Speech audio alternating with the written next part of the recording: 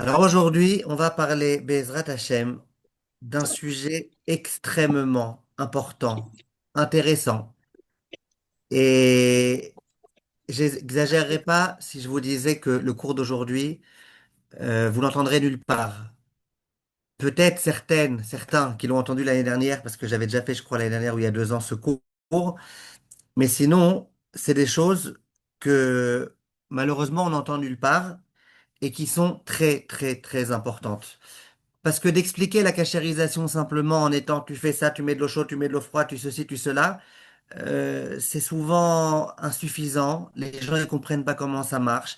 Les gens y restent finalement stressés à l'idée d'avoir du Hametz, à l'idée que peut-être que le Hametz il va rester ici et là-bas.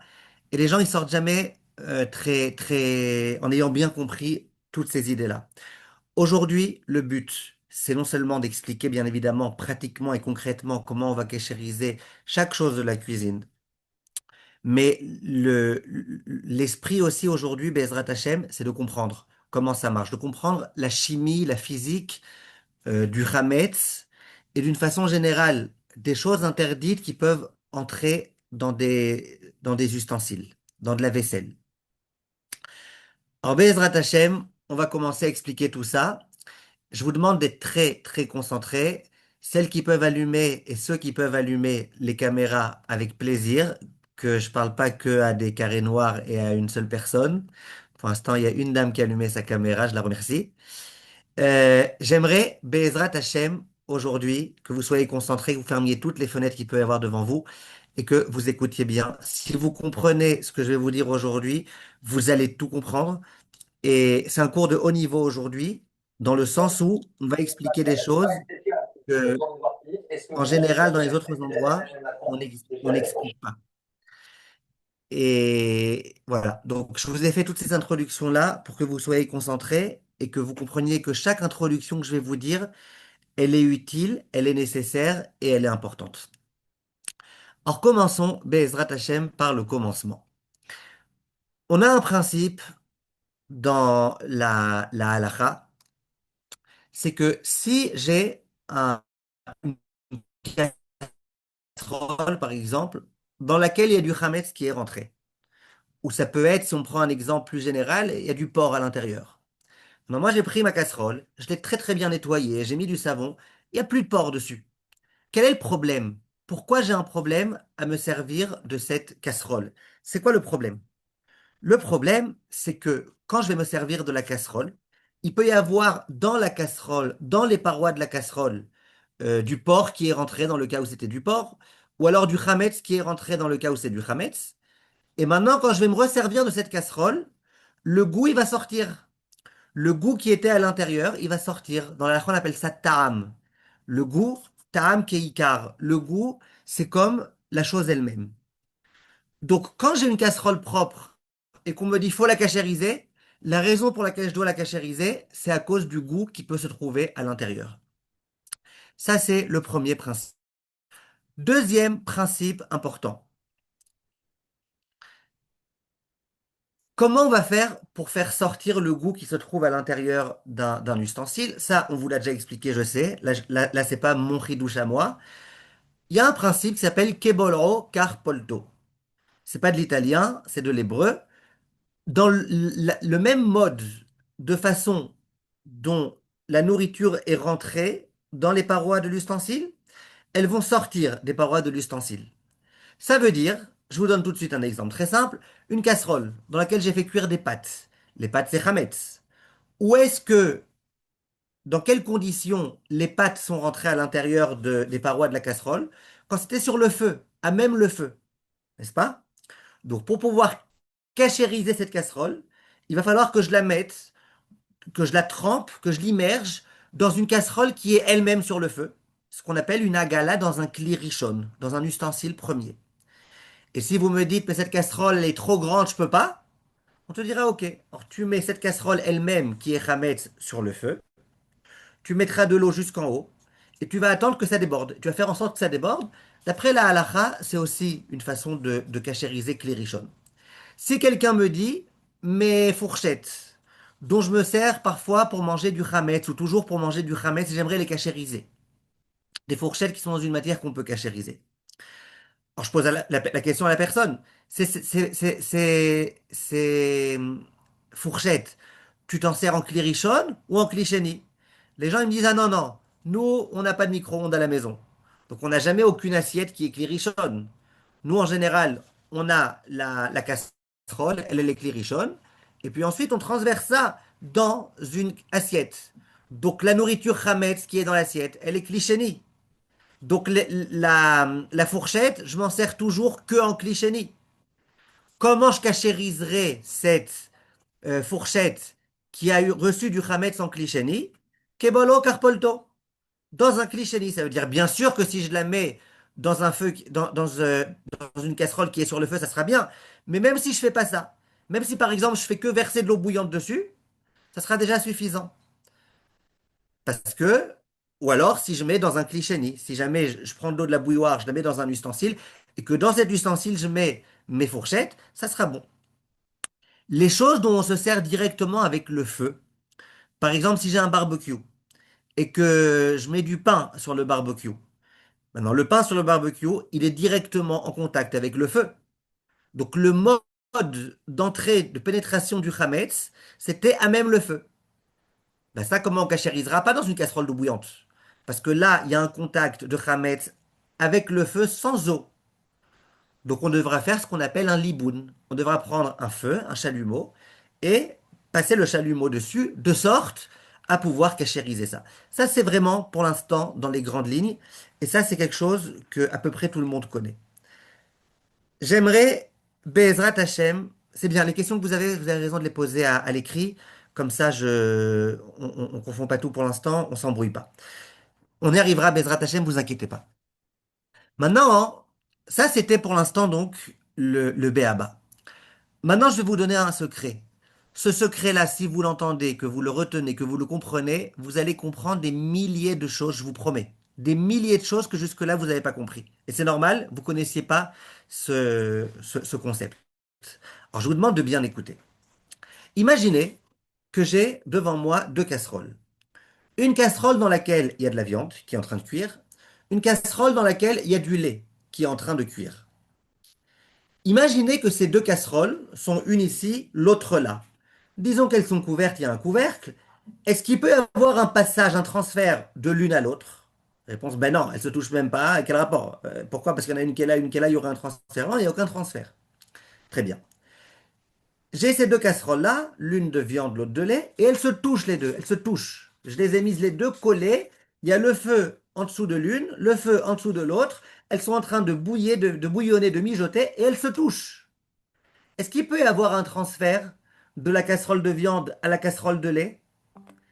Réponse. Qui est-ce qui sait qui peut me dire en un mot? Oui, C'est pas suffisant comme réponse.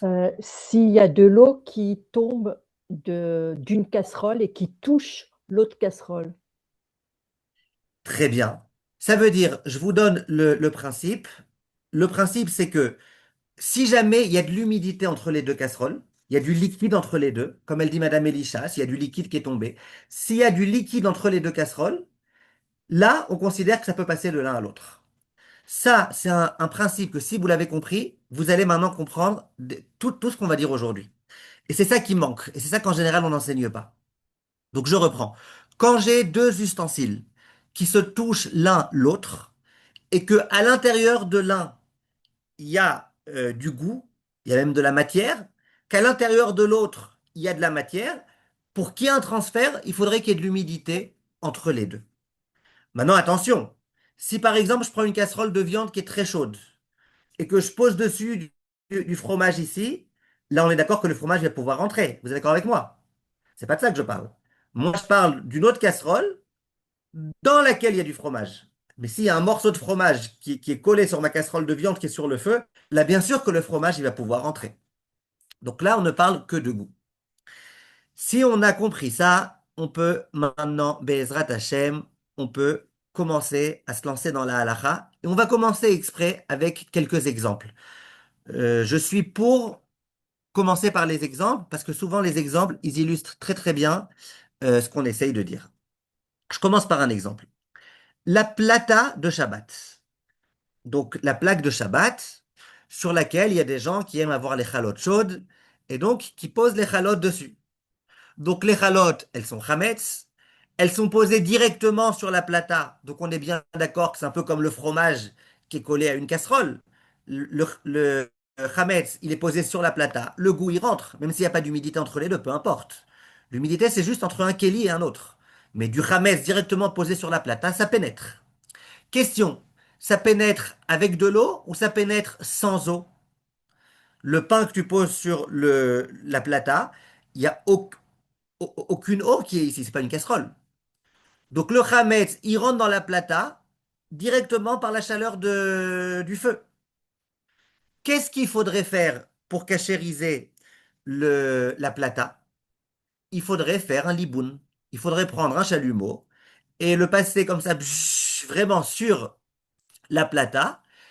Et comme ça, il n'y aura plus de chametz. Le problème, c'est qu'il n'y aura plus de plata non plus. Tu auras tout tué, il n'y aura plus de plata. Aujourd'hui, sur le groupe, il y a quelqu'un qui m'a posé la question il y a une demi-heure. Quelqu'un m'a dit, j'ai un toaster Halavi, ou Bassari, je ne me rappelle plus, et mon enfant, il a fait par erreur dedans un sandwich Halavi. Est-ce qu'on peut cachériser ça? Ben, pour cachériser, il faudrait prendre un chalumeau et le passer, ça va complètement déchirer, déchiqueter l'appareil. Donc, dans ma plata, même si elle est propre et que je l'ai bien nettoyée, on sait tous très bien qu'à l'intérieur de ma plata, il y a du goût de chametz. On est d'accord. On sait très bien, à nouveau, si je mets du pain dessus ou du chametz directement dessus, on sait que dans ma plata, il y a du chametz. On sait d'autre part que c'est propre. Donc le chametz, il est contenu à l'intérieur. Faire le chalumeau, on ne peut pas, ça va allumer. Quel est le meilleur conseil qu'on puisse donner pour pouvoir se servir de cette plata? Ben, la En réponse, la couvrant, ou pardon? en la couvrant avec de l'aluminium. Très bien. Qu'est-ce que je vais faire? Je vais la couvrir avec de l'aluminium. Attention, attention, attention, je vais faire en sorte qu'entre la plata et l'aluminium, il n'y ait pas D'humidité. D'humidité. d'humidité. Maintenant, comprenez. Ayez votre esprit un tout petit peu imaginatif et comprenez.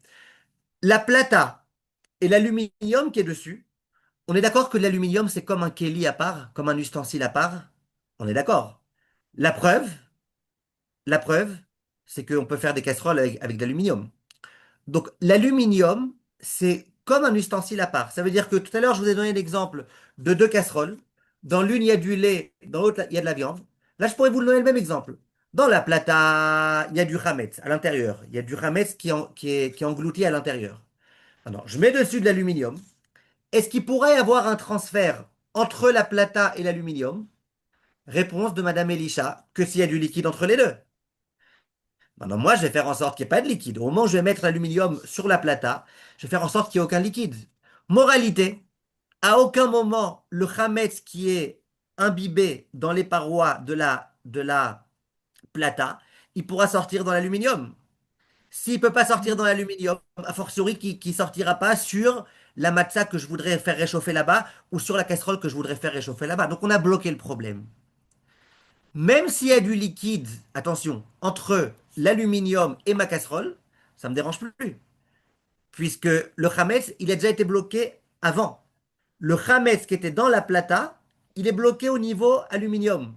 Du fait qu'il n'y ait pas d'humidité entre l'aluminium et la plata, ça fait que ça y est, ça ne pourra pas passer. Donc ici, Même il n'y si a on plus rien. recouvre bien, Il n'y a plus aucun chametz. Pardon? même si on recouvre bien de la plata avec aluminium. Justement, si on recouvre bien, le chametz, il ne pourra plus passer. Ah, d'accord, ok.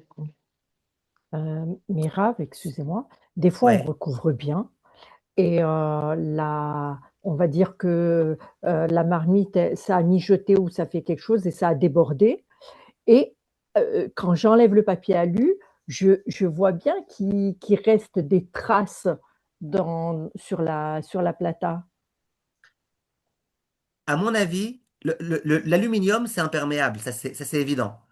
Non, je comprends ce que vous dites que parfois, quand on retire après des mois et des mois, il peut y avoir un peu d'humidité. Mais à mon avis, Je pense pas que c'est de l'humidité qui est passée par l'aluminium. Je pense que c'est soit quand il y a eu un trou dans l'aluminium, soit quand il s'est fissuré, soit quand dans un endroit ou dans un autre ça a pu passer.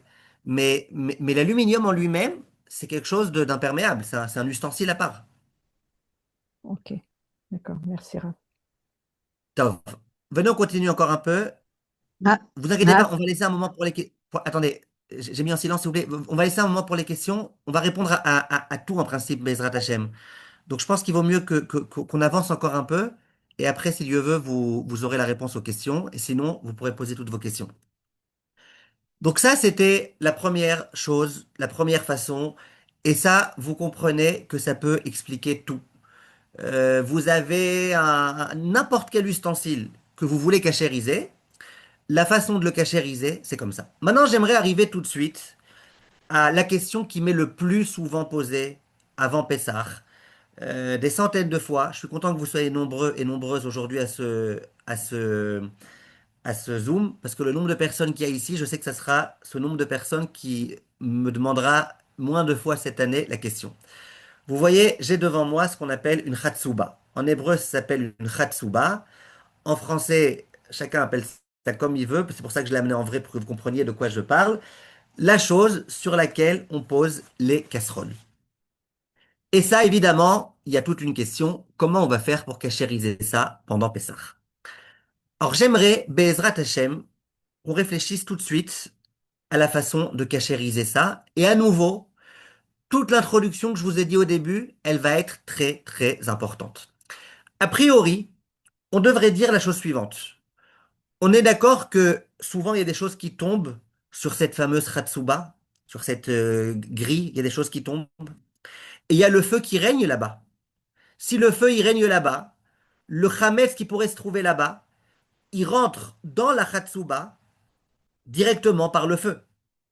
Donc la façon de cachériser ça en principe, ça devrait être de faire un vrai liboun, de prendre un chalumeau, de rester longtemps sur chaque partie pour être sûr qu'on a réussi à tout nettoyer. Ça, c'est ce qu'on devrait faire en principe. Vient le Chafetz Chaim et il dit, tu sais, si on fait un petit liboun, ce qu'on appelle dans la halakha un liboun kal, non pas un liboun chamour, mais un liboun kal, ça veut dire un petit liboun, c'est suffisant. Bien qu'en général, en principe, on devrait faire un vrai, de vrai liboun. Mais si on fait un petit liboun ici, c'est suffisant. Pourquoi c'est suffisant? Bizarre. On a des principes de halakha, on ne peut pas faire ce qu'on veut. Pourquoi on fait comme ça? Vient le, vient le Chafetz Chaim. Et il dit, ben venez, on réfléchit. Quand j'ai ma Hatsuba et qu'il y a des choses qui tombent dessus, premièrement, il y a une espèce d'auto-cachérisation qui se fait par le biais du feu. Il y a toujours du feu là-bas. Donc, à peine le Hametz il pourrait tomber dessus, immédiatement, ça se crame.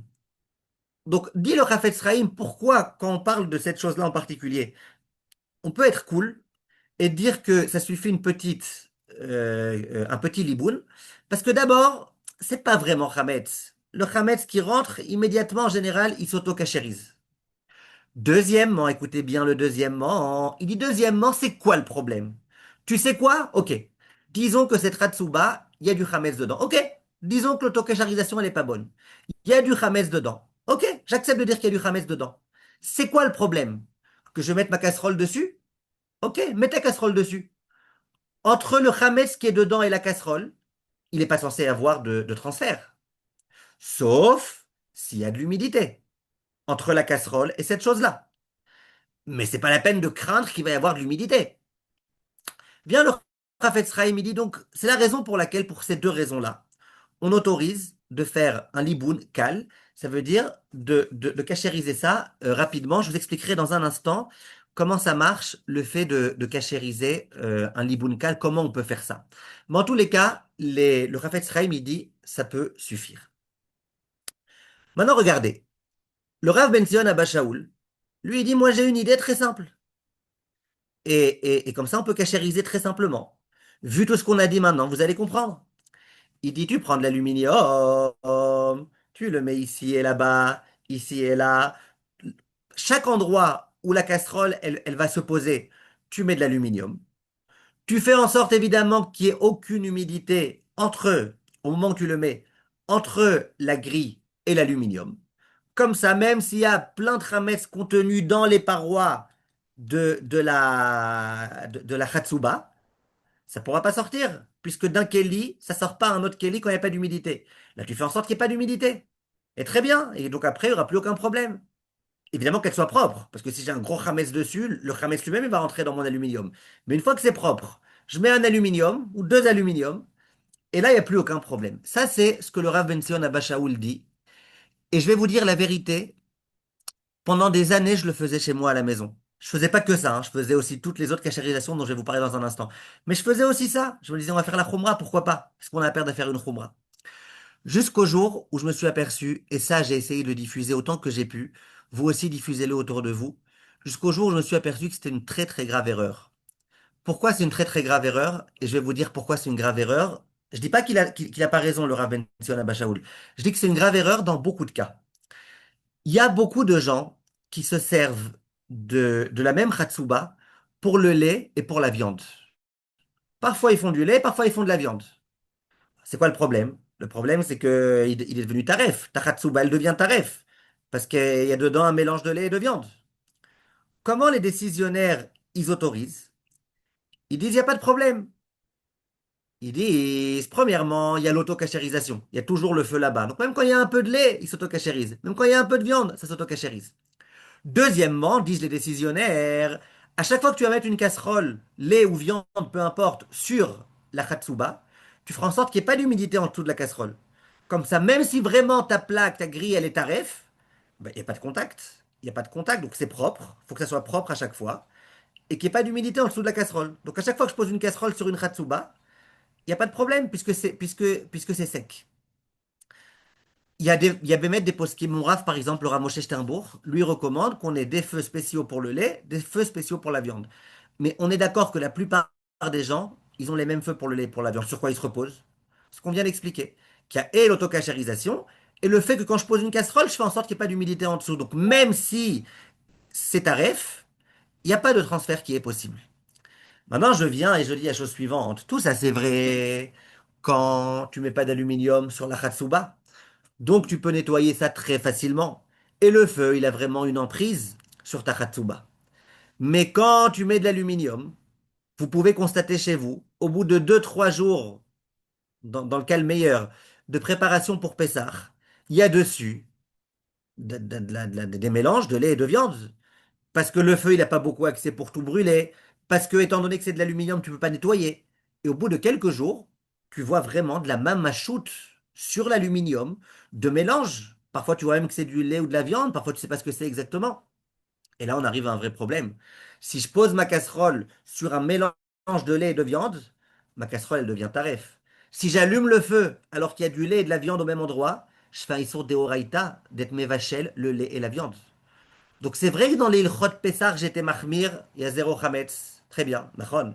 Dans Pessah, tu as été mahmir, mais dans Bassar Bechalav, tu as été très très loin, tu as fait un grave issour. Donc le Rabben Zion Abba Shaul, c'est possible que lui parlait de gens qui font à Pessah que de la viande ou que du lait, ou certains pour le lait, certains pour la viande. Concernant Ilchot Pessah, je suis d'accord avec lui que c'est très bien. Mais concernant Ilchot Bassar Bechalav, c'est pas bien. Donc comment on va faire pour les gens qui veulent se servir des mêmes feux pour le lait et pour la viande? Comment on va faire pour cachériser? Il y a deux possibilités. La meilleure possibilité, c'est de faire ce qu'on appelle l'iboun kal. L'iboun kal, la plupart des poskim me disent, t'allumes ton four à fond, même si elle a pas la pyrolyse, c'est pas grave, et tu mets dedans ces chatsubot, une fois qu'elles sont propres évidemment. Chaleur maximale d'un four, même sans pyrolyse, ça s'appelle peut-être pas l'iboun chamour, mais ça s'appelle l'iboun kal. C'est suffisant pour autoriser. Si vous avez un chalumeau et que vous voulez le passer autour comme ça, même si vous restez pas longtemps, longtemps sur chaque endroit, vous passez le chalumeau tout autour, ça s'appelle un liboun kal. Il y en a qui disent non, qui disent qu'on a une autre possibilité, c'est de faire agala dans klirichon. Vous avez une grande casserole avec de l'eau bouillante qui se trouve sur le feu, une grande casserole, vous prenez la hatsuba et vous la trempez complètement à l'intérieur. Pas forcément tout d'un coup, vous pouvez un côté, puis un autre côté, puis un autre côté. L'essentiel, c'est d'avoir cachérisé tout ça. C'est un peu moins bien que le liboun, Mais disons que c'est bécédaire. Moi, ce que je recommande, moi, ce que je fais chez moi, par exemple, c'est que je le cachérise en faisant en le mettant dans l'eau bouillante. Ensuite, ensuite, j'allume les petits brûleurs autour quand la chatsuba est au-dessus. Donc, il y a une espèce déjà de petite cachérisation. Et après, je fais en plus. C'est pas obligé, mais je le fais moi en plus. Je prends un chalumeau et je le passe complètement sur cette chose-là. Et comme ça, il n'y a plus aucun problème. Ça, c'était pour la Hatsuba. Les brûleurs eux-mêmes, là d'où le gaz y sort, ça, il n'y a pas besoin de cachériser. C'est pas du tout en contact avec la casserole. Ça touche pas la casserole. Même s'il y a du chametz et du taref dedans, il n'y aura aucune façon que ça se transfère. Il y en a qui ont voulu dire si, ça peut se transférer parce qu'il y a des vapeurs et tout. Moi, j'y crois pas trop. En tout cas, si vous voulez, moi, par exemple, chez moi, les brûleurs, je les mets aussi dans l'eau bouillante. Si déjà j'ai de l'eau bouillante et que je cachérise, je les mets aussi, mais c'est pas obligé.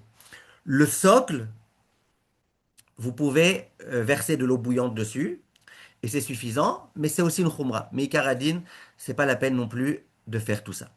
Ça, c'était pour la cachérisation de ces choses-là. La cachérisation du four.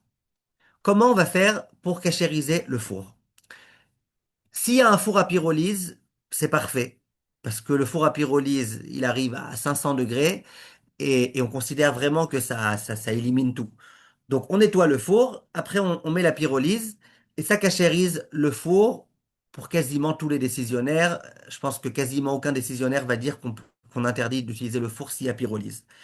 Là où il peut y avoir un problème, c'est les grilles. Parce que les grilles, on pose directement les chalotes dessus, par exemple. Donc pour les grilles, il faudrait faire un liboun chamour. Il faudrait faire un liboun très fort jusqu'à ce qu'il y ait des étincelles qui sortent. C'est-à-dire que c'est un liboun très très fort. Et la pyrolyse, les poskim, ils disent on n'est pas sûr que c'est un liboun suffisamment fort. En dehors du fait que dans les instructions, ils écrivent qu'on ne doit pas laisser ça dans le four quand on fait la pyrolyse, de peur que ça abîme. Donc on n'aime pas tellement, on ne veut pas se reposer sur la pyrolyse pour ces choses-là. En général, ce qu'on recommande, c'est soit d'acheter des spéciales pour Pessah, les grilles, soit de mettre de l'aluminium, de faire en sorte que ce soit propre et de mettre de l'aluminium tout autour, une ou deux couches d'aluminium. Je précise, j'ai vu dans les notes là quelqu'un qui disait que quand on parle d'aluminium, on parle de gros aluminium. Il vaut mieux le gros aluminium, mais c'est pas obligé. Mais Icaradine, même de l'aluminium fin, ça s'appelle un Kelly à part. C'est sûr que c'est mieux que, c'est gros, que ce soit gros, parce que quand il est gros, il se déchire pas. Quand il est gros, enfin, il déchire les mains, mais il se déchire pas lui-même. Mais même un aluminium fin, on considère d'après la halakha que c'est considéré comme étant un ustensile à part. Et donc, si on est sûr qu'il se déchire pas, ça peut être suffisant. Le four à... Ouais, donc pas obligé d'avoir des nouvelles grilles pour Pessah, pas obligé, mais ou les cachéries, ou mettre vraiment un truc tout autour, ou alors faire avec un chalumeau. Si vous faites avec un chalumeau, c'est bien.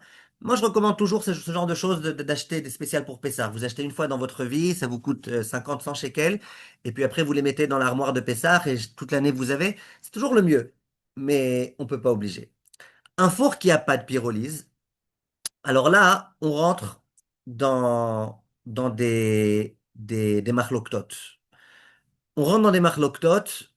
Disons que beaucoup de décisionnaires veulent dire qu'on peut autoriser, si on nettoie bien, bien, bien, qu'on allume à la chaleur maximale, kebolo carpelto. De la même façon qu'à cette chaleur-là, le Hametz, il a pu rentrer dans les parois, de la même façon, à cette chaleur-là, il pourra sortir. Donc, beaucoup de poskim autorisent. Il y en a qui aiment pas trop autoriser quand c'est pour Pessah. Entre le lait et la viande, ils autorisent. Mais quand c'est Pessah ou c'est quand même un peu plus ramour que les autres choses, il y en a qui veulent pas autoriser de se servir du même four. Maintenant, disons comme ça. Disons que s'il y en a qui veulent acheter un four spécial pour Pessah, vous savez, les petits fours là, pas très chers et spécial pour Pessah, c'est sûr que c'est un peu mieux. Nous, c'est ce qu'on fait chez nous à la maison. C'est sûr, je pense que c'est un peu mieux. C'est des fours qui coûtent pas très cher. Si vous avez un endroit où les mettre, c'est le mieux. Maintenant, si vous voulez vous reposer sur un four qui a pas la pyrolyse, vous pouvez quand même le faire. Le mieux, c'est d'attendre 24 heures avant de le cachériser ou après l'avoir cachérisé, mais en tout cas, attendre 24 heures entre la dernière fois où on a fait du chametz et la fois où on va faire du kasher les pessars. Et bien bien nettoyer ça évidemment. Et les grilles, on a expliqué quoi faire avec. Et voilà. Maintenant, si quelqu'un veut être mahmir et qu'il n'a pas la possibilité d'acheter un autre four, il pourrait aussi, toute la nourriture qu'il met à l'intérieur, bien l'envelopper d'aluminium en haut et en bas et faire des papillotes et ça serait bon. Mais voilà. Disons que la plupart des poskim, ils sont pour autoriser l'utilisation d'un four bien nettoyé si on le met au maximum à fond et qu'on a attendu 24 heures avant la cachérisation. Oui, on le fait chauffer à fond aussi, le four. En ce qui concerne le barbecue, question qu'on me pose très souvent. En ce qui concerne le barbecue lui-même, le fond du barbecue, il n'y a pas de problème. Même s'il y a du chametz à l'intérieur, ce chametz-là, il va pas toucher à la nourriture que je vais mettre maintenant. En plus, il se brûle immédiatement dans les braises. Le barbecue, c'est lui-même du liboun, c'est lui-même des braises. Donc ça, il n'y a pas de problème. Le problème avec le barbecue, c'est la grille. Si sur la grille, je mets des pitotes, du pain, des lafottes et choses comme ça, il faudra faire un liboun chamour. Liboun chamour à nouveau. Soit je prends un chalumeau et je fais un liboun chamour, c'est-à-dire que je le fais passer longtemps jusqu'à ce que vraiment je vois des petites étincelles sortir. Soit j'achète une nouvelle grille pour le barbecue. Soit je prends la grille du four, si j'en ai une spéciale du four de Pessah, et je m'en sers pour le barbecue.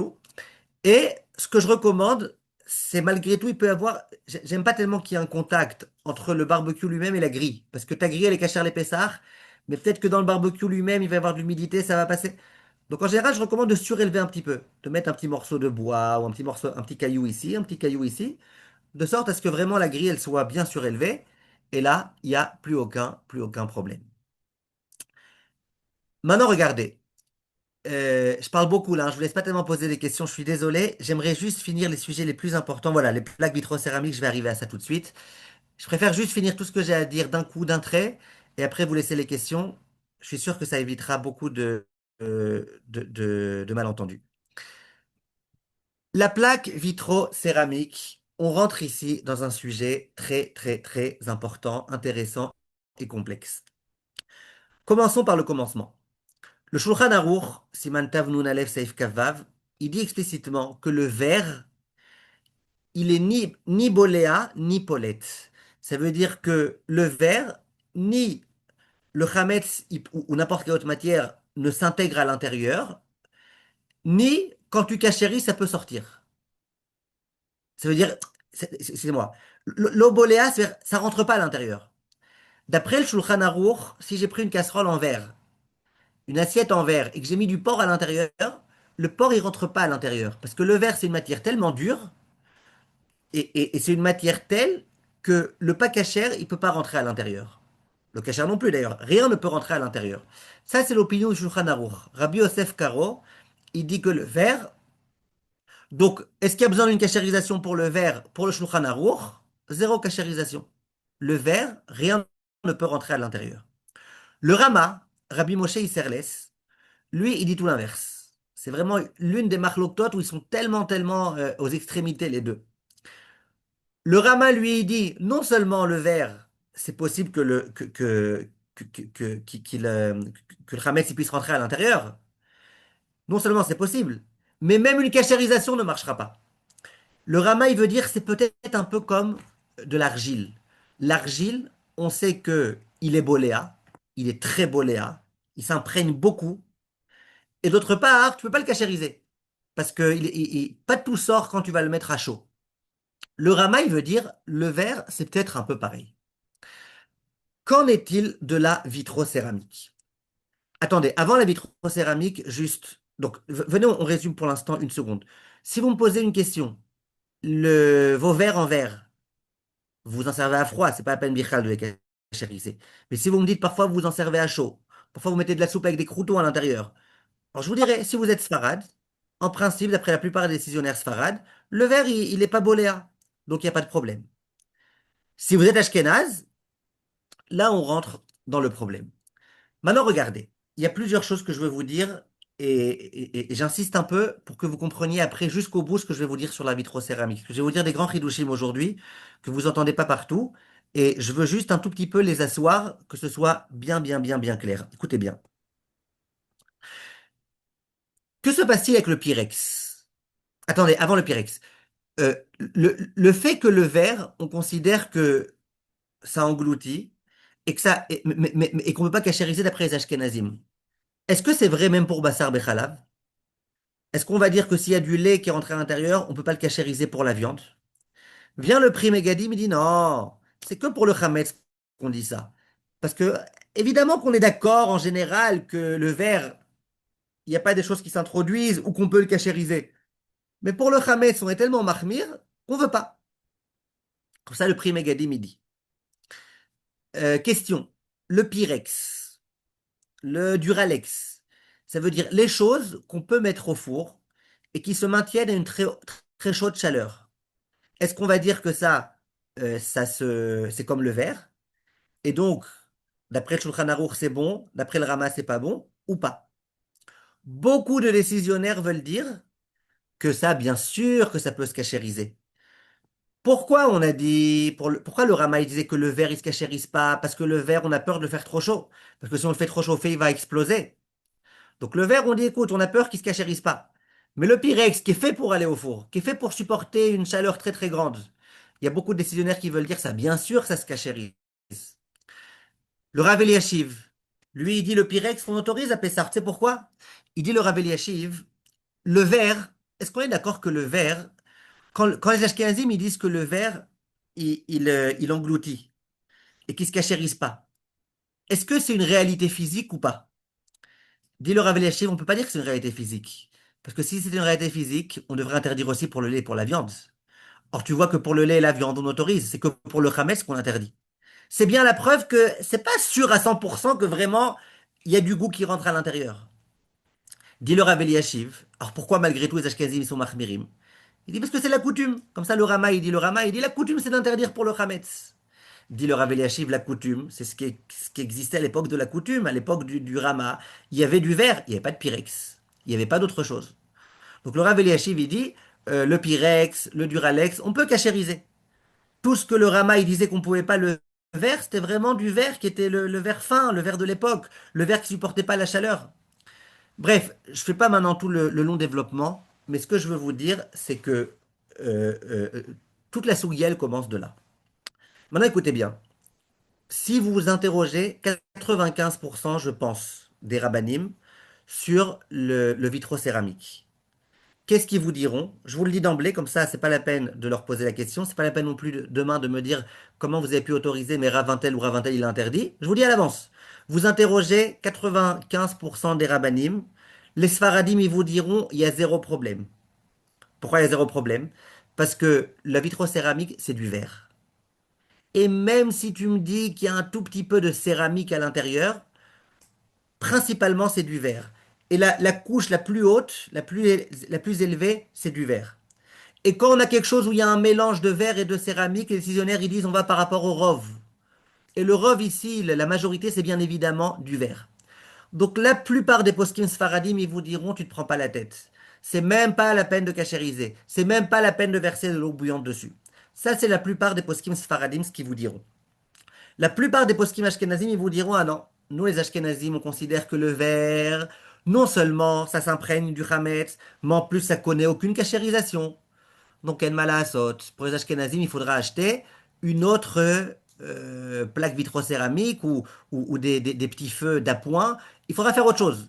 Pour les Ashkenazim, on ne peut pas se servir de, de vitrocéramique.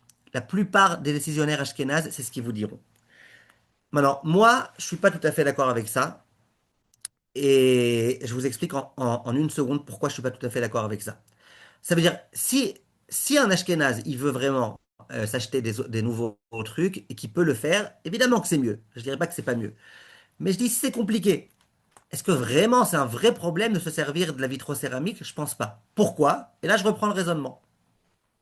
Déjà, on a expliqué que même si la plaque sur laquelle tu poses ta casserole, elle est complètement taref Hametz, si elle est propre, j'ai zéro problème à poser ma casserole dessus. Le seul problème, c'est s'il y a de l'humidité entre eux. Ok, s'il y a de l'humidité entre eux, ça peut être un problème. Mais c'est que s'il y a de l'humidité. Donc si je mets ma casserole et qu'il n'y a pas d'humidité, déjà, il n'y aura pas de problème. Maintenant, on a dit aussi qu'il y a des décisionnaires qui disent qu'on peut cachériser le verre. Le verre d'aujourd'hui qui tient à la chaleur, on est d'accord que la vitrocéramique, ça tient à la chaleur, c'est fait pour. On a des grands décisionnaires ashkénazes, tels que le Rav Eliashiv et le Tzitz Eliezer, et beaucoup de grands décisionnaires ashkénazes, qui disent qu'on peut cachériser. Donc moi, ce que je recommande, c'est quoi? C'est de cachériser. Si tu peux pas acheter un nouveau, qui t'est ashkénaze, il n'y a aucun problème. Tu verses de l'eau bouillante dessus, tu allumes le feu à fond pendant quelques minutes, tu verses de l'eau bouillante dessus, et comme ça, tu as cachérisé Kebolo, Carpolto, de la même façon que c'est rentré, c'est sorti. Ça veut dire que pour interdire, faut être très marmire.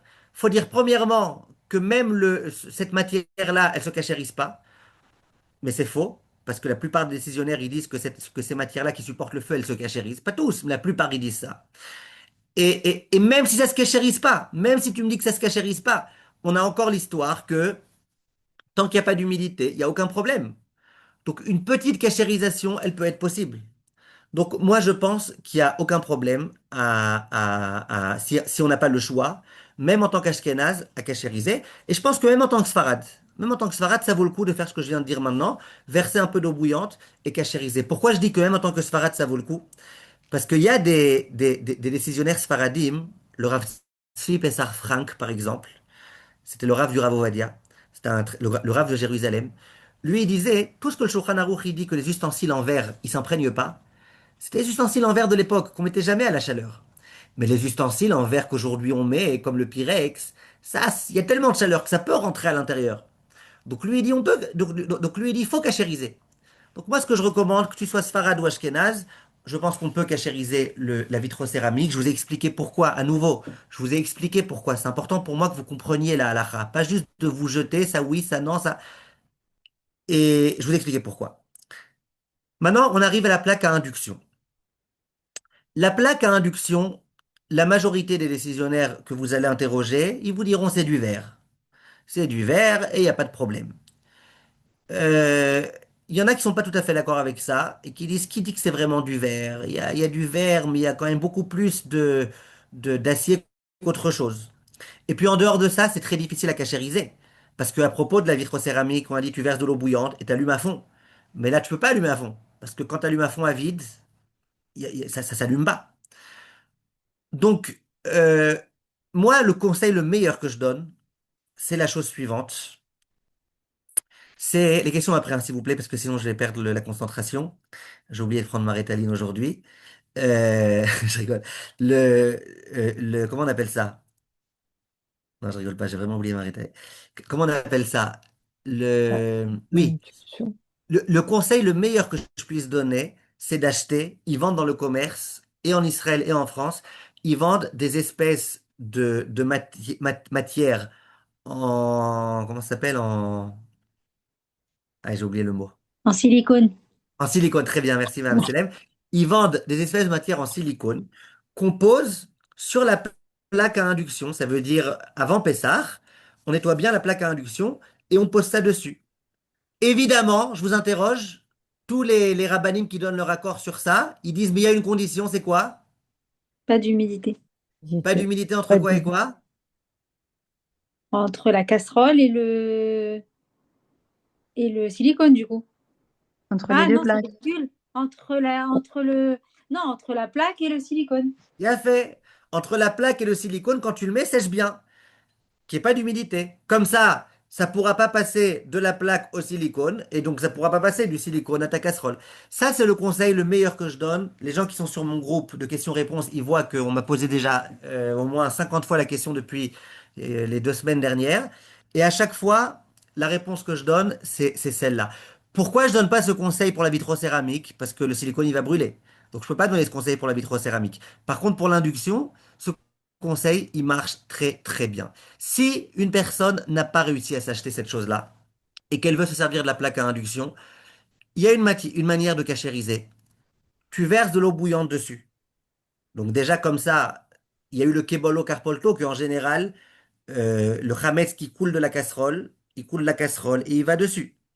Donc déjà, on fait ce kebolo carpolto. Et ensuite, on allume le feu à fond. Mais attention, quand on allume le feu à fond, on a dit tout à l'heure, ça ne va pas s'allumer l'induction. Donc on prend 2 ou 3 casseroles et on les fait tourner comme ça autour des feux allumés, de sorte à ce que ça puisse s'allumer et que ça puisse se propager pendant quelques minutes. Maintenant, vous avez raison, je ne l'ai pas précisé. J'ai vu là dans une note quelqu'un qui m'a envoyé. Je ne l'ai pas précisé. Je pense que le mieux, malgré tout, c'est de faire en sorte, aussi bien pour l'induction que pour la vitrocéramique, si on veut être Mekel, qui est quand même eu 24 heures. Entre la dernière fois où on a fait du Hametz et la première fois où on fera du, du Kachar l'épaisseur. Mais c'est pas obligé. Si vous avez mis par exemple le silicone, c'est pas obligé d'attendre 24 heures. Dernière question, et après, Béhémet, je vous laisse la parole. Le plastique. Question qu'on me pose très très souvent. Est-ce que on peut cachériser le plastique ou pas? J'ai des matières en plastique. J'ai des biberons en plastique dans lesquels j'ai mis parfois des céréales pour le bébé. Est-ce qu'on peut cachériser un biberon en plastique? Alors, le plastique, c'est une matière qui est un petit peu, qui est très intéressante, en ce sens où, à l'époque de la Gemara, il n'y avait pas de plastique. À l'époque de la Gemara, il y avait le métal. À l'époque de la Gemara, il y avait l'argile, il y avait le bois, il y avait la pierre. Il n'y avait pas le truc là, le plastique. Comment on considère le plastique? Est-ce que c'est une matière cachérisable ou pas? Alors, ça va un peu dans tous les sens parmi les décisionnaires. Et je vous dis juste le pourquoi, parce que c'est très intéressant. Vous allez aimer. Vous allez aimer le pourquoi. Donc, j'aimerais juste vous le dire. Et comme ça, vous saurez qu'il y a une marloquette et vous comprendrez le pourquoi et le comment. Le Rav Ben Zion Abba Shaul, il dit la chose suivante. Il dit, la Gemara, quand elle nous parle de ce qui est cachérisable ou pas, elle dit, le métal, c'est cachérisable. Le bois, c'est cachérisable. Le nana, c'est cachérisable. Par contre, l'argile, c'est pas cachérisable. Dit le Rav Ben Zion Abba Shaul, pourquoi elle a besoin de dire la Gemara, par contre, pourquoi la Gemara ne me dit pas simplement, ça c'est cachérisable, ça c'est cachérisable, ça c'est cachérisable, et voilà. Et j'aurais compris de moi-même que ce qui n'a pas été mentionné, c'est pas cachérisable. Dit le Rav Ben Sion, mais c'est justement pour te dire qu'il n'y a que l'argile qui n'est pas cachérisable. Tout ce qui n'est pas argile, c'est cachérisable. Sinon la Gemara, elle aurait dit. Donc le Rav Ben Sion Abba Shaul, il dit, à part l'argile, tout est cachérisable. Donc demain, tu m'inventes une nouvelle matière, tu me fais des ustensiles avec de l'ivoire, avec l'homme chanema. Tout ce qui n'est pas argile, c'est cachérisable. Ça, c'est le Rav Ben Sion Abba Shaul. Le Rav Eliashiv, lui, il dit tout l'inverse. Il dit pourquoi la Gemara elle a eu besoin de te dire ça c'est cachérisable, ça c'est cachérisable, ça c'est cachérisable, ça c'est cachérisable. C'est peut-être pour te dire que c'est uniquement ce qu'on a mentionné qui est cachérisable et pas le reste. Et effectivement, la Gemara ne savait pas c'est quoi le plastique. À l'époque, ça n'existait pas. Donc la Gemara elle peut pas te dire que tout est cachérisable, y compris les matières qui n'existaient pas à l'époque, qui peut-être sont de nature à ceci et cela. Et ouais, donc on a Bekitsour, on a des décisionnaires comme le Rav Ben Zion Abba Shaul et le Minchat Yitzhak qui autorisent. On a des décisionnaires comme le Rav Eliashiv qui disent qu'on ne peut pas cachériser ça pour le Hametz en tous les cas. On a ceux qui disent que même si on dit qu'on ne peut pas cachériser, mais si on cachérise trois fois d'affilée, que là oui, ça se cachérise. À la Khal et Maaseh, je pense qu'on peut se reposer sur ceux qui disent que ça se cachérise, en particulier quand c'est que en clichénie et pas en clirichon. Aujourd'hui, en général, quand on se sert de plastique, c'est en clichénie.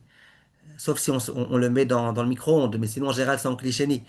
Donc, vous avez compris un petit peu toutes ces choses-là.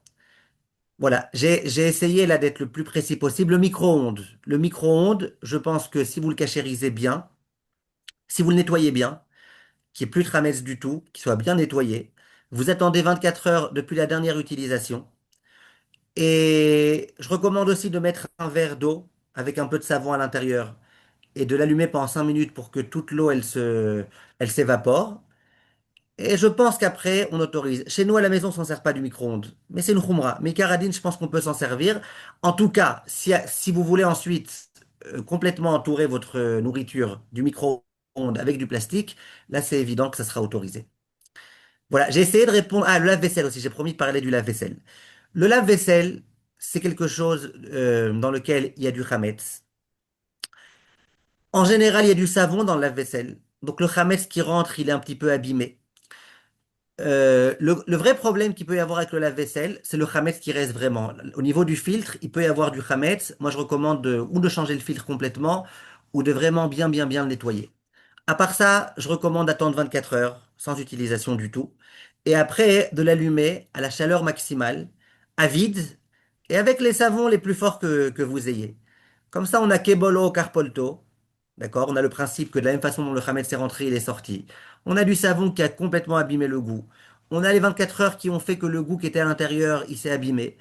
Et donc, oui, les 24 heures, vous avez compris, c'est quoi l'histoire des 24 heures? Parce que j'ai pas expliqué dans mes introductions, je pense que c'est dommage.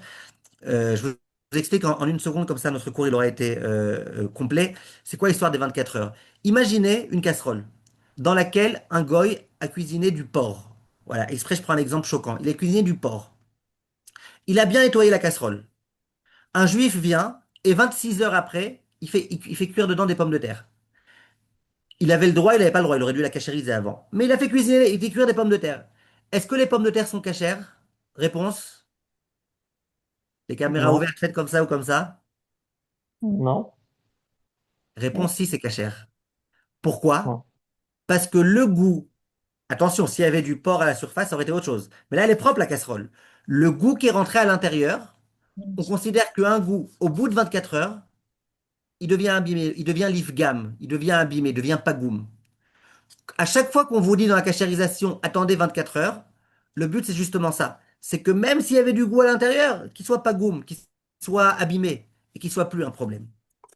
Tov, maintenant on arrive à la séance questions-réponses pour ce que j'aurais pas dit, qui n'aurait pas été compris, etc., etc. Bechavod. Moi, je peux bien vous poser la question sur les bassines en plastique. Vous avez dit que bon, ce serait Cachariza parce que c'est cliché. Maintenant, sauf si on met au micro-ondes. Donc, ça veut dire que si on les met à chaud. Par contre, si j'ai mis, par exemple, je sais pas moi, des pâtes qui étaient plus que Yatou bon, c'était plus que 45 degrés dans cette bassine. Ça a le même pouvoir que le micro-ondes. Ça veut dire que finalement, je peux pas la cachériser, celle-là. Attends, d'abord, j'ai pas dit qu'on peut pas cachériser le Non, plastique. Il y en enfin, a ça qui veut disent qu'on dire. peut pas. D'accord. D'après ceux qui disent qu'on peut pas, attention, vos pâtes, vous les sortez de la casserole. Hmm. Vous les mettez dedans, même si elles sont plus que 40 ou 45 degrés, c'est pas grave. Ça s'appelle clicheni. Donc ce plastique-là, vous le cachériserez en clicheni. C'est-à-dire vous prendrez de l'eau bouillante et vous verserez dessus. Et juste après, vous mettrez un peu d'eau froide. Et puis voilà. D'accord. Et pour un tupperware qui se mettrait au micro-ondes, que j'ai chauffé des pâtes au micro-ondes carrément. Alors ça, on considère que c'est clirichon. Donc, moi, je vous recommanderais, si ça vous dérange pas trop, d'avoir des Tupperware spéciaux pour Pessar, comme nous chez nous on a à la maison par exemple. Mais mes carabines, si vous voulez les cachériser, vous pouvez. Mais dans un clirichon. C'est-à-dire vous mettrez ces Tupperware dans une casserole bouillante qui est sur le feu. J'ai compris. Et après avoir non. sorti un peu d'eau froide. Ok. J'ai une question. Pardon? Euh, oui, j'ai une question. Oui. Ce que vous avez montré, en fait, là où on met l'aluminium pour les casseroles, ça, si je mets dans l'évier pour les faire chauffer, pour nettoyer tout ça et tout, est-ce qu'on prend une casserole de viande ou pas? Pour Ah, mettre, attendez, la casserole dont vous voulez vous servir pour quoi faire? Pour cachériser tout? pour mettre de l'eau et pour les faire nettoyer avant de mettre l'aluminium. Très bien, très très bien. Merci de la question.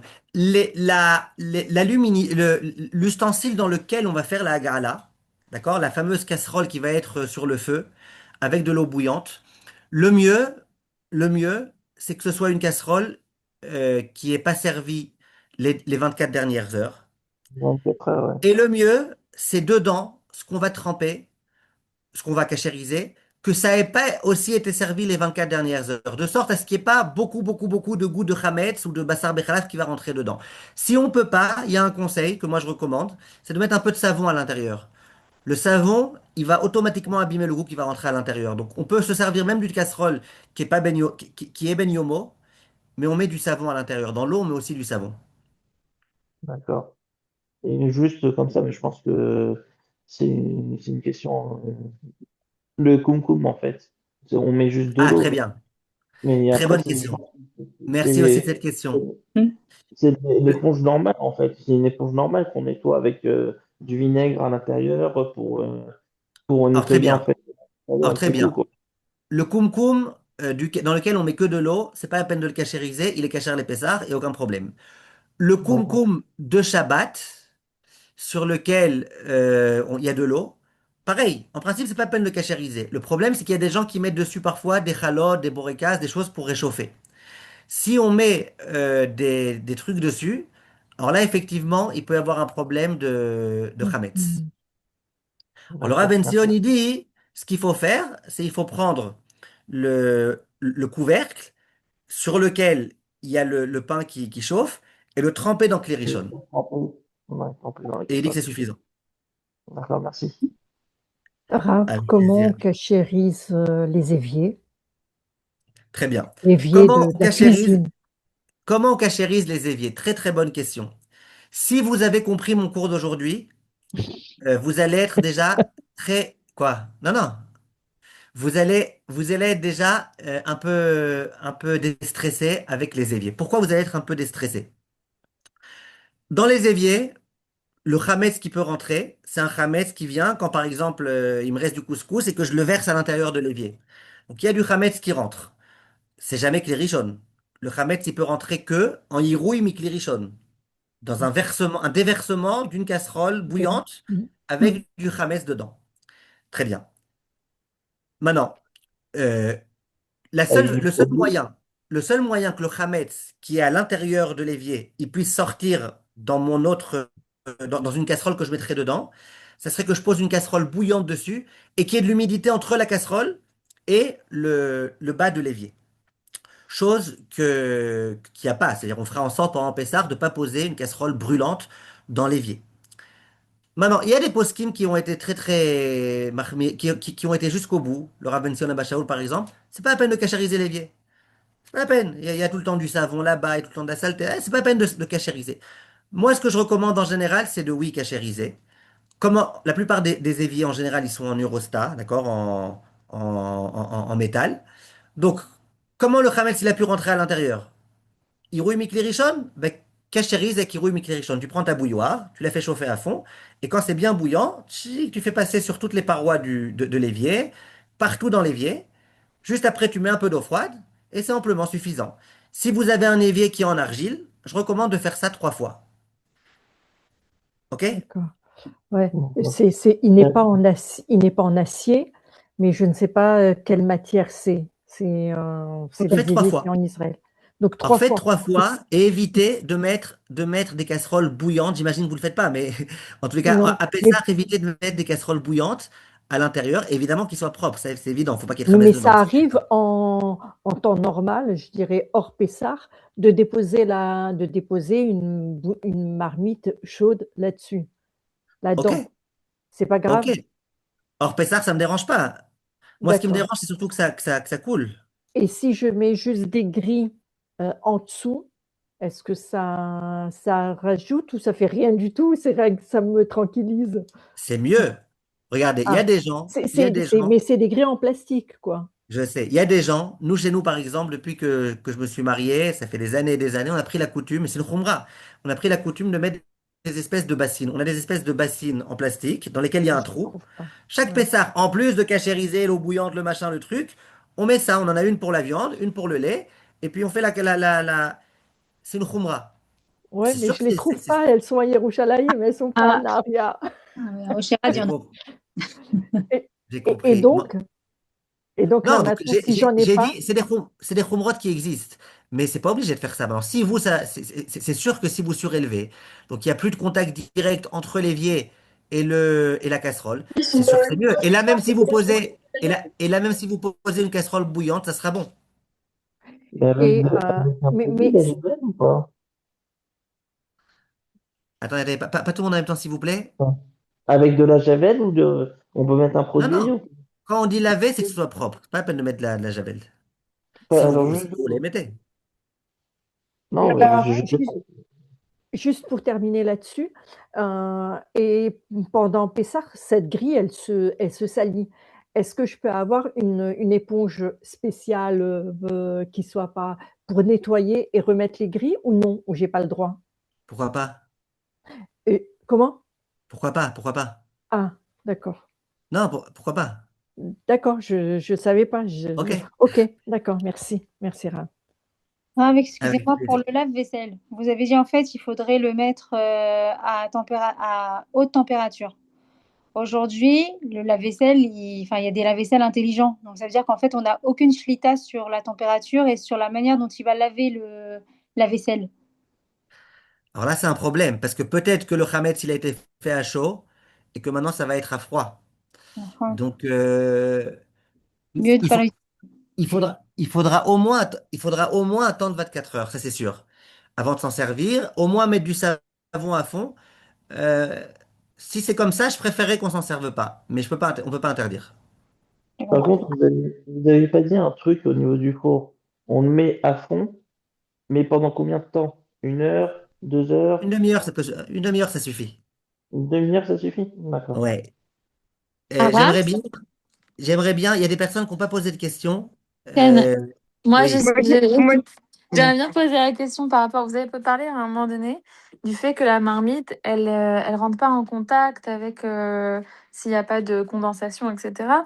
Ça rentrera pas en contact, ça rendra pas cachère, pas cachère, comment dire, la plaque.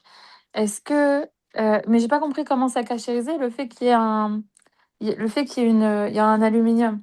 Ça veut dire, vous avez donné tout avant l'exemple de deux marmites qui se touchent. euh, et là, c'était pas OK. Mais avec un aluminium, oui, ça fait une afrada. Non, non. Comment c'est possible? Non. Deux marmites qui se touchent, c'est OK, sauf s'il y a de l'humidité entre les deux. Je vous avais dit. S'il y a deux casseroles qui se touchent, rien ne passe. La seule façon que ça peut passer, c'est qu'il y ait de l'humidité entre les deux. Donc moi, je dis, ta plaque, par exemple, c'est un ustensile. Dedans, il y a du chametz. OK. Ton aluminium, c'est sûr qu'il est moins épais que mon verre que je mets là, mais ton aluminium, c'est un autre ustensile. Tu fais en sorte qu'il n'y ait pas d'humidité entre la plaque et l'aluminium. Et de cette façon-là, rien ne pourra passer. Au passage, pourquoi je vous dis que c'est hyper important ce cours que je vous donne aujourd'hui? Vous savez combien de fois les gens ils me disent, on a une plata de Shabbat, on fait de la dafina dessus. Maintenant, on a une Brit Mila, on aimerait mettre dessus des pizzas halavi. Est-ce qu'on peut ou pas? Ben, il n'y a rien de plus simple que de mettre un aluminium dessus. Tu la nettoies bien, tu mets un aluminium dessus, et ça devient glade cachère de faire dessus du fromage. Choquée, mais merci. Ça allège. Autre question, le Moi, plastique, pardon. il est pas cachérisable du lait à la viande. Alors, comment c'est possible que ça soit cachérisable du pas cacher les pessards au cacher les pessards? Le plastique, il est cachérisable du lait à la... Les possibles qui autorisent de cachériser pour Pessah, ils autorisent aussi de cachériser pour le lait et la viande, bien sûr. Ah, je savais pas. Ok. Et Et quoi, avec les bounes, Kilo, avec de l'eau chaude? non, non, les bounes, ça va le... Ça va l'éclater. Avec, avec Agala. Avec Avec la Agala. galassiera. Ok, Même, merci. même le Rav... Allô, le Rav Benzion Abba Shaul qui est autorisé pour le Hametz, il autorise pour le lait et la viande. Le Rav Weiss qui est autorisé pour le Hametz, il autorise pour le lait et la viande. Et le Rav Moshe Feinstein qui est interdit pour le Hametz, il dit mais pour le lait et la viande, on autorise. Ah, waouh. Ok, Je voulais ok. Par savoir, rapport au On se rend ninja, compte qu'on est plus marmire que ce qu'il faut. Top. Ouais. Mm. Par rapport au ninja, il y a moyen de cachériser un ninja? Il y a besoin, mais je sais pas est-ce que vraiment on peut le cachériser. Ça veut dire je sais pas si on peut avoir accès à chaque partie et à chaque chose. Je sais pas. Je sais pas si qu'il faut le cachériser, c'est sûr. Si vous Oui, faites du oui, je Hametz en sais, général la dedans, question c'est est-ce qu'il y a moyen? je sais pas. J'ai jamais vu. J'ai pas cet appareil à la maison. Je sais pas suffisamment. C'est quoi toutes les parties et tout. Je peux pas vous dire. Ok, je voulais merci. savoir, moi j'ai deux bassines en fait pour le Bassari et Halavi. Et est-ce que je peux utiliser ça pour faire ça en plastique en fait? On s'en savait pourquoi faire. Non, parce que pour les nettoyer, parce que j'ai pas de évier moi. J'ai pas de évier. Donc en Ok. fait, je nettoie en fait dans les bassines en plastique. Ok. Alors c'est comme un évier. C'est comme un évier. Versez de l'eau bouillante dessus. Après un peu d'eau froide. D'accord. Et c'est ça la cachérisation. D'accord. Ok. Merci. Regardez, s'il y a des personnes qui ont des questions, vous pouvez Oui. rentrer attendez, dans React en bas et mettre Raise Hand et ça lève la main. Comme ça, j'interroge l'un après l'autre parce que il y a des personnes, je pense, qui ont un peu honte de poser, qui osent pas se. Donc, chaque personne qui a une question, qu'elle fasse Raise Hand et puis je lui donne son tour, Bezrat Hachem, avec plaisir. Oui, Madame Zana. Oui, bonjour. Moi, j'aurais une question pour tous les appareils à pâtisserie comme les Kenwood et tout ça. Souvent, il y a de la farine qui reste coincée en haut au niveau d'où ça tourne. Du coup, je voulais savoir si on pouvait les cachériser ou enfin faire quelque chose. Très bien. Moi, ce que j'ai l'habitude de dire, c'est que les quenouilles et tout, on peut les cachériser. Alors, le plat, le bol lui-même, si c'est à chaud, il faut le cachériser. Il rouille mikli rishon, truc comme ça, tout ce qu'on a expliqué. Maintenant, le problème de la farine qu'il peut y avoir, je pense que c'est plus une angoisse les personnes elles se font qu'une réelle crainte. Maintenant, si BMX c'est une réelle crainte et que vous voyez qu'à peine vous tapotez un peu, il y a encore quelques machins de farine, moi ce que je recommande, c'est de mettre un peu de savon dans toutes les intersections, tous les endroits, de mettre du savon, quelque chose qui pourrait abîmer le goût de la farine. Si vous me dites que malgré tout il reste de la farine, alors ne vous en servez pas pendant Pessard, ça c'est sûr. Ok. J'ai Ok. l'impression que c'est plus une angoisse que peut-être il y aurait une petite. D'autant qu'on fait le bitoul Hametz avant. Bon, mais là, il n'est pas encore Hametz. Là, il est encore farine. Ok. C'est une question de médecine, quoi. Est-ce que vraiment c'est une vraie crainte ou est-ce qu'on peut réussir à vaincre cette crainte, quoi, en faisant d'une autre façon? Kérénor, Oui, alors je voulais savoir pour le plan de travail, j'ai un plan de travail, je sais pas exactement c'est quelle matière. Je pense que c'est en pierre ou je sais pas exactement, il est beige, mais est-ce que je dois mettre de l'eau chaude par-dessus et ça suffit ou il faut mettre de l'aluminium ou je sais pas comment faire pour le plan de travail. le plan de travail, c'est très simple. Le plan de travail, même s'il y a du Hametz qui est rentré à l'intérieur, c'est du Hametz qui est rentré, qui a coulé, n'est-ce pas? Mhm. Qui a coulé. Maintenant, si vous posez aucune casserole directement dessus, chaude, de surcroît sans Ouais. liquide, Oui. ça peut pas passer de l'un à l'autre. Ah, mais j'ai Maintenant, déjà fait, je pense, de mettre une casserole, ça m'est déjà arrivé. non, je dis pendant Pessah. Si même s'il y Ah, a du pendant Hametz à ça, ok. l'intérieur, si pendant Pessah, vous posez aucune casserole dessus, il n'y a rien qui peut passer. Ah, d'accord, ok. Donc, maintenant, c'est vrai qu'en général, on cachérise. Comment on cachérise? On verse dessus de l'eau bouillante et on met après un peu d'eau froide. Il y en a qui mettent dessus de l'aluminium. C'est sûr, c'est des khumrot. Mais Ikar ad-Din, on n'a pas besoin de faire ça. Mais si vous pouvez cachériser, verser de l'eau bouillante et après un peu d'eau froide, Hmm. c'est une bonne chose. D'accord, merci beaucoup. Vous êtes la Kérénor que je connais depuis des années de... Ah, je pense pas. Ah, Mais d'accord, il y avait une de où, Kérénor de que où? j'avais il y a des années, elle me suivait, d'accord, mais c'est Bergamour. Ah, non, mais je vous suis aussi, mais je pense pas que vous connaissez. Non, je l'ai connue en jeune fille, Ah, non, non, je depuis pense pas. l'Israël, non, d'accord, mais c'est Bergamour. Hmm. C'est Ouais. au tour de Madame Elisha. Moi, je reviens encore sur l'histoire de l'évier. Il faut attendre 24 heures avant de faire avant de faire la gala, avant de verser l'eau chaude et puis l'eau froide Dans quoi? pour l'évier, C'est pas la pour peine d'attendre cachériser 24 heures. l'évier. Pour les billets, c'est pas la peine d'attendre. Si vous Et, et attendez, c'est le, bien, mais c'est pas obligé. et le plan de travail, Le plan de travail, pareil, c'est pas c'est obligé. bien. Parce que j'ai toujours entendu qu'il fallait pas l'utiliser à l'eau chaude pendant 24 heures, c'est faux. Qui ça? L'évier? L'évier, ouais. Si vous voulez faire une cachérisation, glade cachère de l'évier, et que vous voulez Ouais. vraiment qu'il n'y ait rien, il vaudrait mieux pas s'en servir à l'eau chaude pour pas que. Mais Alors, quand on dit ne pas utiliser à l'eau chaude, ça veut dire qu'il avec du faut. hametz. Ne pas s'en servir avec de l'eau chaude, avec du hametz. Ah, par exemple, je me lave les mains et que l'eau est un peu tiède, Il n'y je a pas de peux? problème. Il n'y a pas de Il n'y a pas de problème, ouais. problème. D'accord. Ok. Je me rappelle Kérénor, c'était Kérénor, comment elle s'appelle le nom de famille? Ouais, ça m'est sorti de l'esprit, pas. Lemchane. Ouais, Ok. Madame Cohen, Ouais. Merci Kali, beaucoup, Rav. Oui, oui, bonsoir. Oui, moi, je voulais revenir au sujet de la plata. Euh, Moi, on m'a dit que, en fait, si je mettais les chalotes, je mettais pas, pardon, les chalotes directement. Moi, je fais une khumra, donc je ne mets pas dessus. J'avais besoin juste, en fait, de chauffer pendant 2 heures la plata, de pas verser de l'eau bouillante, de chauffer pendant 2 heures, et après, on recouvre d'aluminium. Mais apparemment, voilà, comment? ok. Oui, apparemment, d'après ce que vous nous avez dit, il n'y a pas besoin, non, de chauffer? Nahon, exactement. Moi, je faisais ça pendant des années. Je mettais de l'eau bouillante, je chauffais à fond, mais je pense que si vous mettez tout ce conseil, si vous mettez pas d'aluminium. Alors, on vous dit met de l'eau bouillante, chauffe pendant 2 heures. Au passage, c'est beaucoup, mais par contre, si vous mettez de l'aluminium, c'est pas la peine de faire tout ça. Ah, d'accord, donc je peux mettre que l'aluminium, bien nettoyer et mettre que l'aluminium. C'est Exactement. ça, hein?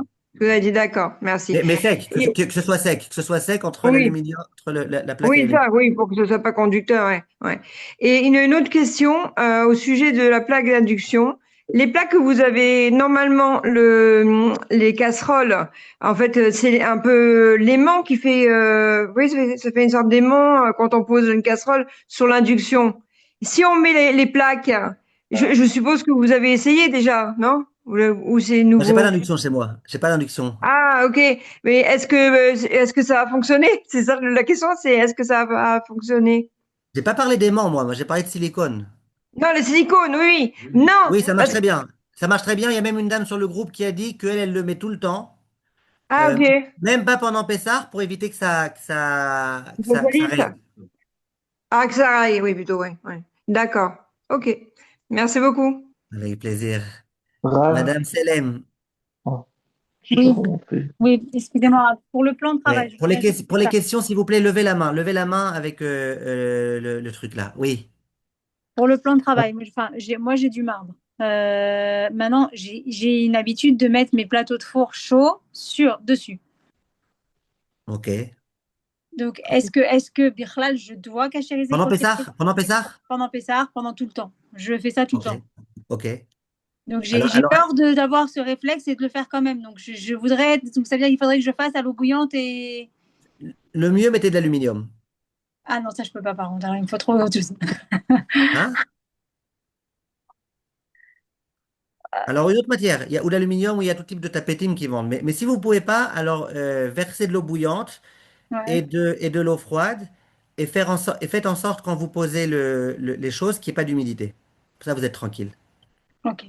Ok, mais c'est là. Merci. iPhone 11S, s'il vous plaît. Oui, Vous avez bonjour. levé la main? Oui. Bonjour.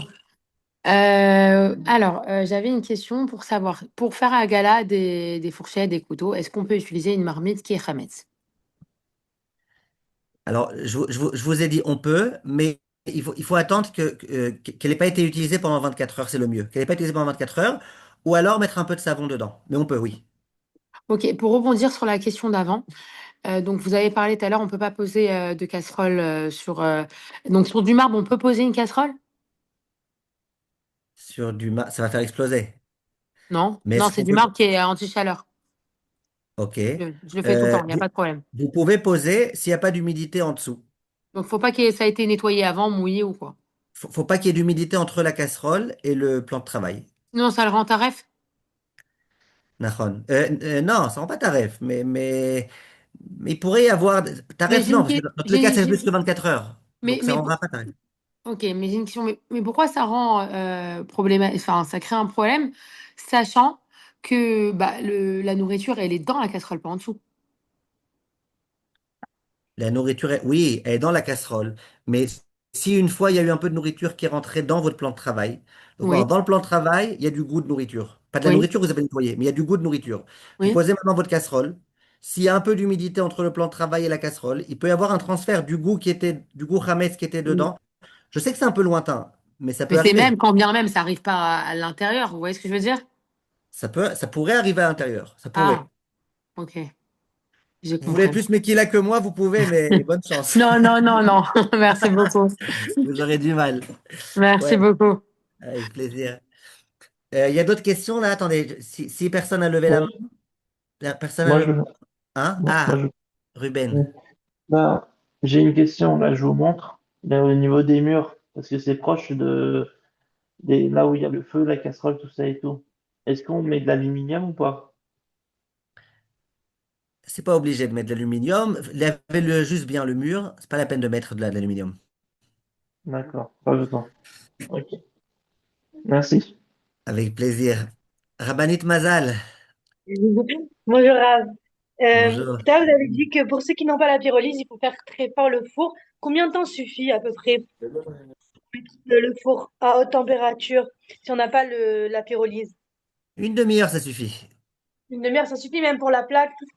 S'il faut mettre à chaud, une demi-heure, c'est bon? Une demi-heure une fois que c'est chaud. Parfois, ça prend un quart d'heure ça dépend Ah, quel une four vous demi-heure, avez. ok. Parfois, ça prend un quart d'heure d'arriver à la chaleur. Mais une fois que c'est chaud, c'est bon. Ok. Merci beaucoup. Avec plaisir. Top. Je vois qu'on a répondu aux questions. Je regarde quand même les questions écrites, comme j'avais promis au début. Comment je fais pour arriver aux questions, everyone? Peut-on utiliser le même pose-plat que pendant toute l'année? Le pose-plat, il faut qu'il soit propre. Et moi, je vous recommanderais de mettre de l'aluminium dessus. Comme ça, vous êtes tranquille. Maintenant, si vous êtes certaine à chaque fois que vous mettez le plat qu'il n'y a pas d'humidité, on pourrait aussi ne pas cachériser, mais je préférerais quand même que vous mettiez de l'aluminium dessus. Pour le plan de travail, on peut se contenter de recouvrir d'aluminium sans verser de l'eau bouillante, oui, aucun problème. Juste qu'il n'y ait pas d'humidité entre l'aluminium et le machin. Vous pouvez reprendre la différence entre vitraux et induction. En induction, si on ne trouve pas de silicone à mettre dessus, juste d'eau bouillante à verser, faire tourner exactement. Magnifique, vous m'avez détendu. Ouais, le cours d'avant aussi, il avait beaucoup détendu les femmes sur le ménage. Je vous dis, quand on comprend la halakha, on est détendu. Quand on comprend pas, tout fait peur. Tout fait peur. La bouilloire peut être une bouilloire de l'année. Oui, ça j'ai répondu. Si on ne fait pas chauffer de pain dessus, j'ai répondu. Qu'en est-il de la vaisselle de Pessah, non utilisée depuis plusieurs années, dont on n'est pas sûr d'utilisation qui en a été faite? Lait ou viande? Très bonne question. Question qu'on me pose souvent. Les gens, ils ont un ustensile de l'année dernière et ils ont oublié lequel était lait, lequel était viande. Ce qu'on recommande, c'est de cachériser les deux. De cachériser les deux, et comme ça, on décide que l'un est lait, l'autre est viande, et puis voilà. Pour cachériser les couverts viande, je dois cachériser mon évier côté viande d'abord. Puis ensuite, y déposer des couverts et verser de l'eau bouillante sur les couverts. Ou est-il de cachériser l'évier? Pas la peine de cachériser l'évier. Dans tous les cas, euh, dans tous les cas, si vous cachérisez l'évier, les ustensiles aussi peuvent rendre. Il y a pas il y a pas d'urgence à cachériser. Le mieux, dans ce cas-là, que vous ne vous soyez pas servi pendant 24 heures de l'évier. Mais c'est pas obligé. Qu'en est-il des boîtes de conservation ou ustensiles en Eurostat? Eurostat, je pense que c'est du métal. Donc c'est comme le métal, ça se cachérise.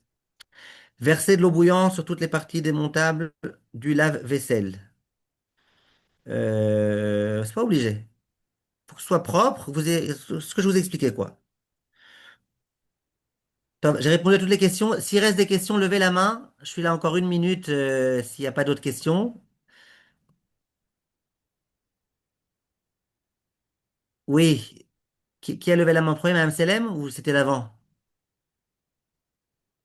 Madame Berda, Oui, concernant le air fryer, du coup, c'est impossible de le cachériser. c'est quoi Air Fryer exactement? Expliquez-moi. Euh, c'est C'est comme un ninja? cuisson à air chaud, je sais pas. Ouais, j'ai pas envie de parler d'ustensiles que je connais pas. J'ai beaucoup de mal à parler de choses que je connais pas. J'ai pas envie d'inventer et peut-être qu'il y a des Je peux problèmes vous le que. montrer, si vous voulez. Je peux vous le montrer. Là, regardez. Je sais pas, je pense que ça doit être celui-là. Ouais, Et puis, c'est... Ah ouais. Attendez, je vous vois pas. Qui a parlé là? moi, c'est Ruben. Pourquoi je vous vois pas?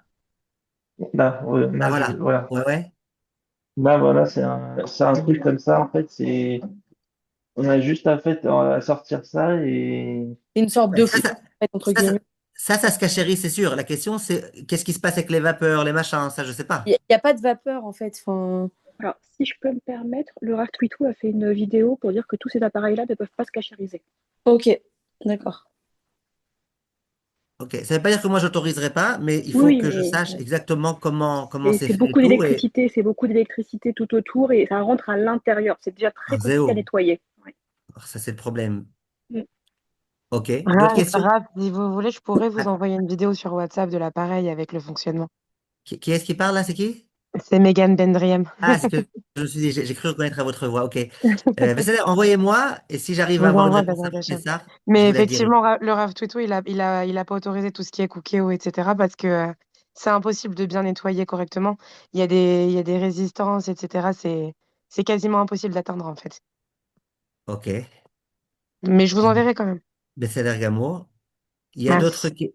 Levana. Oui, je voulais demander si pour les, je sais pas comment ça s'appelle, les égouttoirs, est-ce qu'il y a un Ouais. problème pour les égouttoirs de la Zéro vaisselle problème. à C'est à utiliser? froid. La vaisselle est déjà propre quand vous mettez dessus. Zéro problème. Juste que ce soit propre. Ok, pas de problème, merci. Avec plaisir. Muriel?